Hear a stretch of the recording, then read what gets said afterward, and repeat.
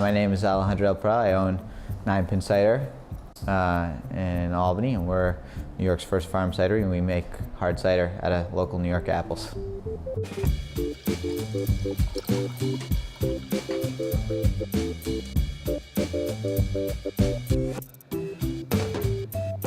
We started making cider in the fall of 2013, and what we established as our mission as a company from the beginning is that we were going to source all the apples locally from New York State.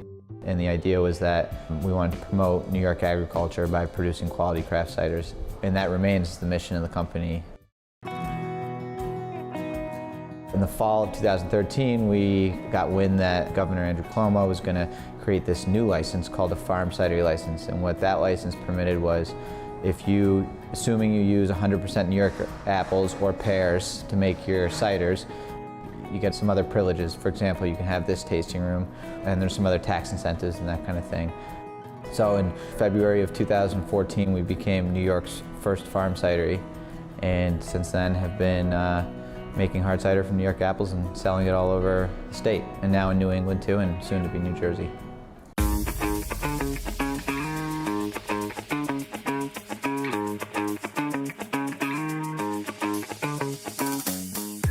A lot of people call us brewers, they think this is a brewery, but cider is, in essence, apple wine. It's more similar to wine than it is beer. So just like with wine, you take grapes and you press them into juice and then you ferment that into wine. You do cider is the same thing, you just have to use apples instead of grapes. But there's no cooking involved, and it's a long process, and the quality of the cider is very dependent on the quality of your fruit. I grew up in Columbia County. My parents had 9 acres, and my dad, from when I was a little kid, had been planting apple trees, but he wasn't planting them from, typically you go to a nursery and you can buy, a variety of apples. But what my dad did was he planted them from seed. And when you plant an apple from seed, you end up with a tree that is a complete genetic individual. So you get a unique apple variety. And many of the varieties that he grew that are still growing right now, are basically disgusting. You would never want to eat them. But what I later learned is that what makes those apples taste gross, which is lots of acid and also tannin, actually translates into what makes a great tasting hard cider, fermented version of it. So I grew up basically surrounded by inedible apple trees that I found out later were great to make booze out of. And not only that, I grew up, a lot of people don't realize, but in New York State we have the second biggest apple crop in the entire country, but we grow more varieties of apples than any other state in the nation. So, apples have always been part of, I feel like, the culture in upstate New York, and definitely were certainly a big part of my upbringing. We have a partnership with Mascot Orchard in Kinderhook, and they grow, currently I'm not exactly sure what, but I think it's about 115, 120 varieties of apples. And so about 95% of the cider that we ferment comes from apples grown at Mascot Orchard.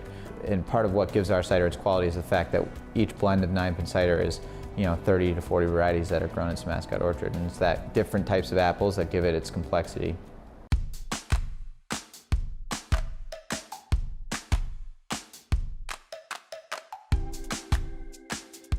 You can tweak the cider making process at many different points in order to create a new style or flavor. The first, and I think the most important, is the types of varieties that you're using and where they're sourced from. After the apple, you can tweak at the fermentation stage. So you can co-ferment it with different fruit, you can use different yeasts, you can ferment at different temperatures, and all that influences the flavor and the style of the cider.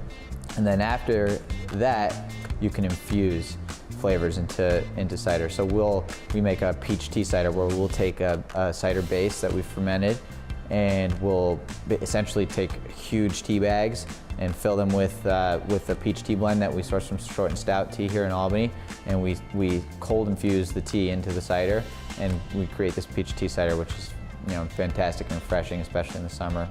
And you can age cider in barrels, which gives it sort of that oak quality, just like you do with wine. You can age it on ginger.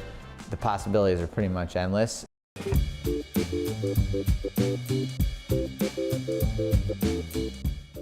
You know, if I think about how much money, first of all, we've pumped into the agriculture side of things in terms of purchasing fruit.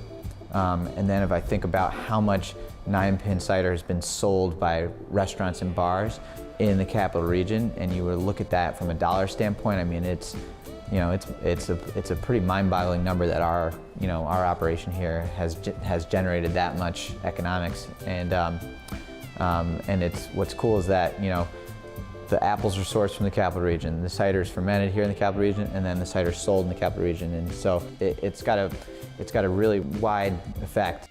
I feel very good about it, that, you know, having that type of influence, especially with something like cider. As a farm cidery, we're capped at production at 250,000 gallons a year. So our goal is to sort of grow until we can sort of hit that cap. We're definitely going to be working on sort of satellite facilities, and the farm cidery license gives you the privilege of 5 other facilities. So look for those. Those will be happening.